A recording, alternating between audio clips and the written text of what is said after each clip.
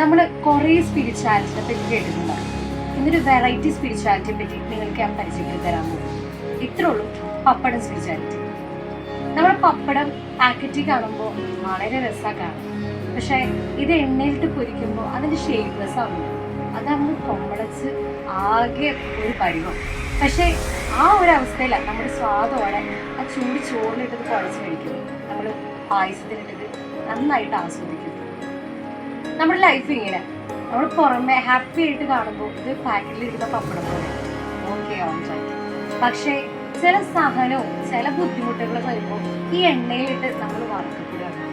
പക്ഷേ അത് കഴിയുമ്പോൾ നമുക്ക് കിട്ടുന്നൊരു ശക്തിയുണ്ട്. അതിലൂടെ നാം ലോകത്തിന് കൊടുക്കുന്ന ഒരു പവർഫുൾ ആയിട്ടുള്ള മെസ്സേജ് ഉണ്ട്. ഇതും നമ്മൾ കണ്ടു. ഇതിലൂടെയാണ് എനിക്ക് ശക്തി കിട്ടുന്നത്, നിങ്ങൾക്ക് ശക്തി കിട്ടുന്നത്. ക്രിസ്തു അങ്ങനെയായിരുന്നു കേട്ടോ. അവൻ വഴി കൂടെ എല്ലാം നടന്നു പോയപ്പോൾ ഈ പാറ്റി കിടന്ന പപ്പടം പോലെയായിരുന്നു. നല്ല രസമുണ്ട് കാണാൻ, അത് അത്ഭുതം. പക്ഷേ കുരിശില് എണ്ണയിൽ വറുക്കപ്പെടുന്ന പോലെ ശരീരം പോലെ ഷേപ്പ്ലെസ് ആയി പോയപ്പോൾ എല്ലാവരുടെ കണ്ണ് അവനിലായിരുന്നു. അവൻ്റെ ആ സ്നേഹത്തിന്റെ രുചി അപ്പോഴാണ് അവൻ മനസ്സിലാക്കിയത്. സോ പപ്പടം സ്പിരിച്വാലിറ്റി ഓർക്കുക, എപ്പോഴാണോ വേദനിക്കുന്നത് അതിൽ നിന്നാണ് ശരിക്കും ജീവിതത്തിന്റെ രുചി നമ്മൾ മനസ്സിലാക്കുക.